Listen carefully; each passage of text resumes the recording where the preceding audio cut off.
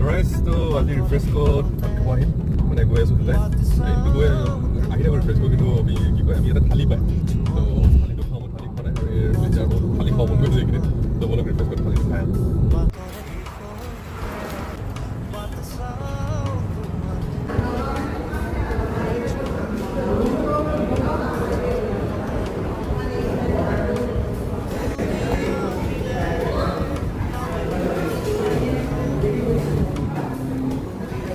পিছাদিলে নেকি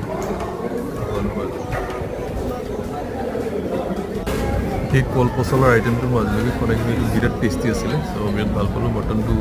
টেণ্ডাৰ